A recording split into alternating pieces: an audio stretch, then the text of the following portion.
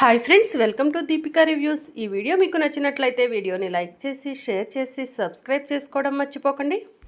శరత్ చంద్ర గారు, క్లోజ్ అయిపోయిన గగన్ కేసు మళ్ళీ మళ్ళీ ఓపెన్ అవ్వకుండా ఉండాలంటే మీ అమ్మాయి కొట్టేసిన నా ఫోన్ని మీరు ఎలాగైనా తిరిగి నాకు ఇచ్చేయాలి అని చెప్పి సూర్య చెప్తూ ఉంటాడు. నీ ఫోన్ని భూమి కొట్టేసిందా అని శరత్ చంద్ర షాకింగ్గా అడుగుతూ ఉంటాడు. అవును శరత్ చంద్ర గారు, ఇప్పుడు నా ఫోన్ భూమి దగ్గర ఉంది. భూమి గారు నా మొబైల్ తీసుకెళ్ళి కమిషనర్ గారికి ఇవ్వాలనుకుంటుంది.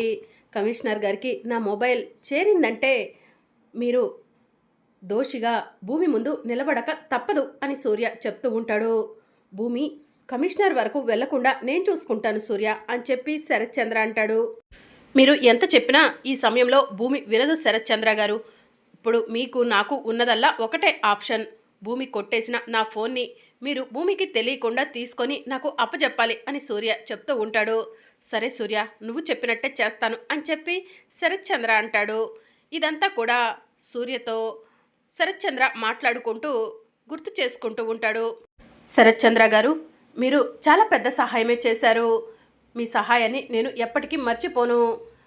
ఈ మొబైల్ కమిషనర్ వరకు వెళ్ళుంటే నా ఉద్యోగం పోయేది, మీరు జైలుకి వెళ్లాల్సి వచ్చేది అని చెప్పి సూర్య చెప్తూ ఉంటాడు.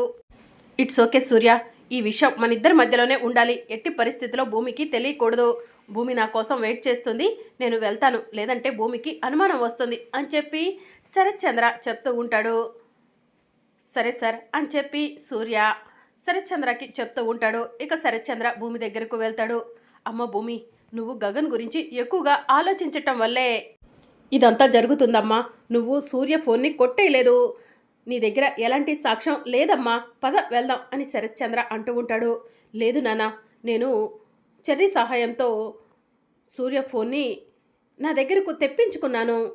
కానీ నా దగ్గర నుంచి ఎవరో మాయం చేశారు.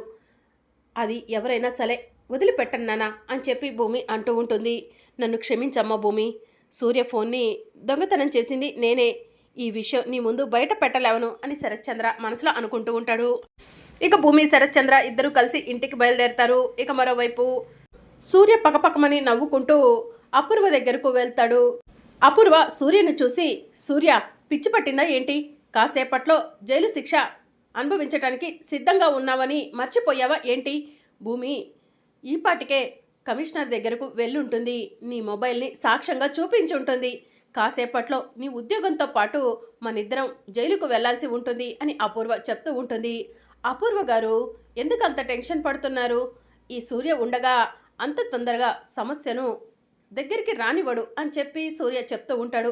ఏం మాట్లాడుతున్నావు సూర్య అని చెప్పి అపూర్వ అడుగుతూ ఉంటుంది. భూమి దగ్గర ఉండాల్సిన మొబైల్ ఇదేనా అని సూర్య అపూర్వకు చూపిస్తూ ఉంటాడు. అవును, నీ మొబైల్ నీ దగ్గరికి ఎలా వచ్చింది సూర్య అని అపూర్వ అడుగుతూ ఉంటుంది. ఎలా అంటే శరత్ చంద్ర గారు తెచ్చిచ్చారు అని సూర్య చెప్తూ ఉంటాడు. మా బావ తెచ్చిచ్చాడా? ఎలా అని అపూర్వ అడుగుతూ ఉంటుంది. ఇక సూర్య జరిగిందంతా కూడా అపూర్వకు చెప్తూ ఉంటాడు. సూపర్ సూర్య, నువ్వు భలే గేమ్ ఆడావు అని చెప్పి అపూర్వ అంటుంది. మరి ఇలాంటి గేమ్లు ఎన్నో ఆడితేనే ఇంతవరకు వచ్చాను మేడం అని సూర్య చెప్తూ ఉంటాడు. లోకం దృష్టిలో నువ్వు ఒక సిన్సియర్ ఆఫీసర్వి, కానీ నువ్వు చేస్తున్నవన్నీ ఎవరికీ తెలీదు అని చెప్పి అపూర్వ అంటుంది. అదే కదా మనకు కావాల్సింది కూడా అని చెప్పి సూర్య అంటాడు. Thank you Surya, thank you so much. ఇప్పుడు జైలుకి వెళ్ళుంటే కనుక నా బావ నన్ను ఎప్పటికీ క్షమించేవాడు కాదు. నన్ను కాపాడావు అని అపూర్వ అంటూ ఉంటుంది. అపూర్వ గారు, ఈ థ్యాంక్స్లు ఇవేమీ నాకొద్దు. వీలైనంత తొందరగా భూమికి నాకు పెళ్లి జరిపించండి, అంతే చాలు అని సూర్య చెప్తూ ఉంటాడు. సరే సూర్య, ఇక భూమికి నీకు పెళ్లి జరిపించటం కోసం నేను ఆడాల్సిన ఆట మొదలు పెడతాను అని అపూర్వ అంటుంది. థ్యాంక్ యూ మేడం అని సూర్య చెప్తూ ఉంటాడు.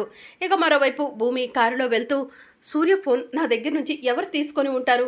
నేను బెడ్రూమ్లో నుంచి వచ్చిన తర్వాత బ్యాగ్ని ఎక్కడ పెట్టలేదు కదా, బెడ్రూమ్లోనే బ్యాగ్లో మొబైల్ పెట్టుకున్నాను. మొబైల్ ఎలా మాయమైనట్టు అని భూమి ఆలోచిస్తూ ఉంటుంది. ఇక మరోవైపు మీరా ఏడుస్తూ ఉంటుంది. అపూర్వ మీరాని చూసి, మీరా ఏమైంది అని అడుగుతూ ఉంటుంది. వదినా వదినా, ఆ శారద నా భర్తని తన కొంగున కట్టేసుకుంది వదినా అని చెప్పి మీరా చెప్తూ ఉంటుంది. ఏం మాట్లాడుతున్నావు మీరా అని అపూర్వ అడుగుతూ ఉంటుంది.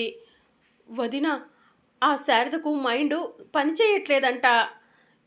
వెదర్ చేంజ్ అయితే మైండ్ సెట్ అవుతుందని డాక్టర్లు చెప్పారంట. అందుకే ఆయన ఆ శారదను తీసుకొని ఈ ఊరు వదిలి వెళ్ళిపోవాలనుకుంటున్నారని నాకు తెలిసింది. ఆయన ఈ ఊరు నుంచి వెళ్ళిపోతే నా పరిస్థితి ఏంటి వదినా అని మీరా ఏడుస్తూ ఉంటుంది. మీరా ఇంత చిన్న సమస్యకి ఏడుస్తారా? ఈ వదిన ఉంది కదా నీకు, ఏ సమస్య వచ్చినా ఈ వదిన సాల్వ్ చేస్తుంది కదా, డోంట్ వరీ, బాధపడకు అని చెప్పి అపూర్వ అంటూ ఉంటుంది. అంటే మా ఆయన్ను తిరిగి నా దగ్గరికి రప్పిస్తావా వదినా అని మీరా అడుగుతూ ఉంటుంది. అదే కదా నీ వదిన నీకు చేసే సహాయం అని చెప్పి అపూర్వ అంటుంది. థ్యాంక్ యూ వదినా, థ్యాంక్ యూ సో మచ్ అని మీరా అపూర్వను గట్టిగా హగ్ చేసుకుంటుంది. నువ్వు వెళ్ళు మీరా, నేను చూసుకుంటాను అని అపూర్వ చెప్తూ ఉంటుంది. ఇక మీరా అక్కడి నుంచి వెళ్ళిపోగానే అపూర్వ రౌడీలకు ఫోన్ చేస్తుంది. రౌడీలు ఫోన్ లిఫ్ట్ చేసి చెప్పండి మేడం అని అంటూ ఉంటారు. ఇక అపూర్వ రౌడీలకు ఏదో చెప్తూ ఉంటుంది. అదంతా మనకు వినిపించదు. సరే మేడం అని చెప్పి రౌడీలు ఫోన్ కట్ చేస్తారు. ఇక మరోవైపు శారద గుడిలో గగన్ పేరు మీద పూజ చేపిస్తూ ఉంటుంది. నా కొడుకు ఎక్కడ ఉన్నా క్షేమంగా ఉండాలి, తిరిగి నా దగ్గరికి చేరాలి అని చెప్పి శారద దేవుడికి దండం పెట్టుకుంటుంది. ఇక శారద గుళ్ళో నుంచి బయటకు వస్తూ ఉంటుంది. రే మేడం చెప్పిన ఆవిడ ఈవిడే కదా అని రౌడీలు అనుకుంటూ ఉంటారు. అవునన్నా ఈవిడే అని రౌడీలు శారదను ఆగు ఆగు అని పిలుస్తూ ఉంటారు. శారద రౌడీలను చూసి భయపడిపోతుంది. ఎవరు మీరు అని అంటూ ఉంటుంది. ఎవరో మేము చెప్తాం కానీ నువ్వు ఆగు అని చెప్పి రౌడీలు అంటూ ఉంటారు. ఇక శారద ఆగకుండా పరిగెడుతూ ఉంటుంది.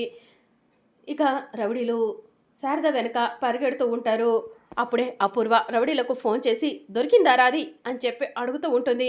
మేడం గుడి దగ్గర ఉంది మేడం, దాన్ని పట్టుకునే ప్రయత్నం చేస్తున్నాము అని చెప్పి రౌడీలు చెప్తూ ఉంటారు.